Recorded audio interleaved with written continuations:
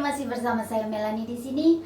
Kali ini saya akan lanjutkan share tentang meditasi. Dan meditasi kali ini saya akan ajarkan tentang meditasi suwung. Apakah meditasi suwung itu?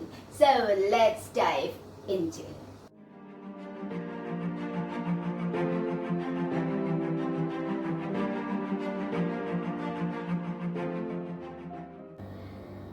Meditasi terfavorit saya adalah meditasi suwung. Meditasi ini sangat-sangat mudah, apalagi untuk pemula. Nah, ketika kita berada di dalam meditasi ini, sangat simpel, tidak ada aturan apapun dan tidak memfokuskan kepada satu fokus tertentu. Jadi makanya kenapa dinamakan meditasi suwung, karena suwung adalah kata-kata yang diambil dari bahasa Jawa, artinya kosong, berarti meditasi kosong. So, kalau gitu cuma orang Indonesia saja Mbak Mel yang melakukan meditasi ini. No, kalau di luar ada juga meditasi ini, tetapi namanya lain. Jadi tiap-tiap meditasi kita ada satu tertentu kayak teknik tertentu untuk kita bisa masuk ke dimensi lain. Dan meditasi ini sungguh luar biasa, sangat powerful. Makanya saya sering sekali menganjurkan bagi pemula, klien-klien saya yang belum pernah meditasi dan mengawali dengan meditasi adalah meditasi suwung. Oke, so kita lanjutkan. Apa sih suwung itu? Seperti yang saya bilang tadi bahwa suwung adalah kosong.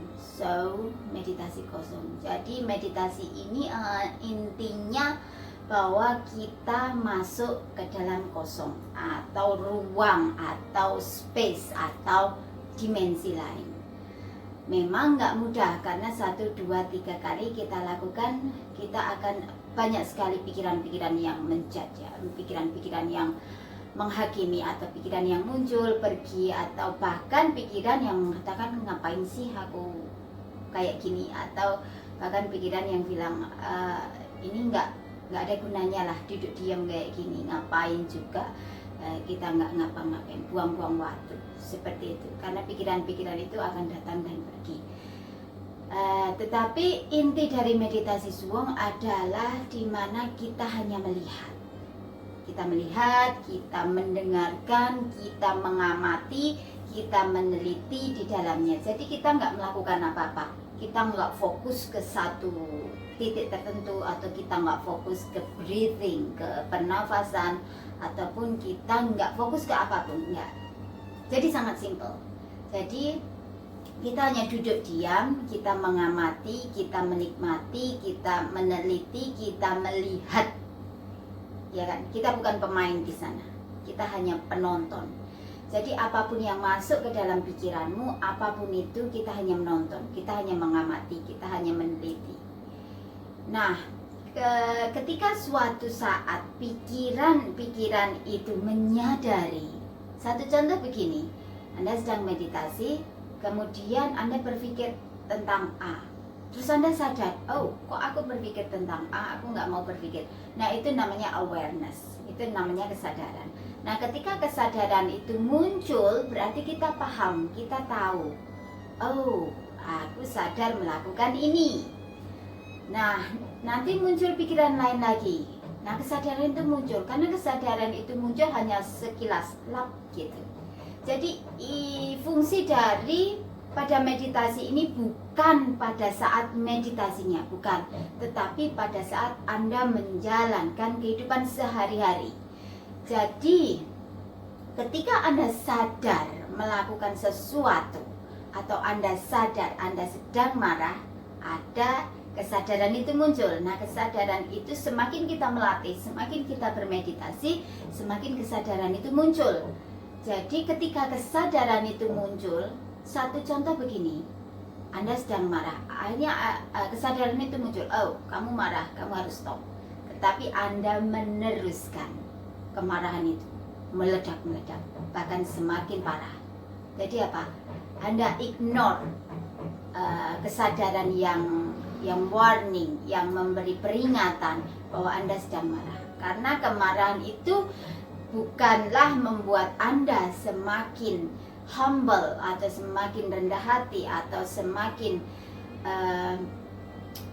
grounding untuk playing cinta yang dari Tuhan. Enggak, karena bukan, banyak yang bilang tapi marah itu kan perlu Mbak Mel, karena di dalam Alkitab pun Tuhan bilang kita boleh marah. Oke, memang kita boleh marah, tetapi ketika awareness, ketika kesadaran itu datang, marahnya itu harus stop.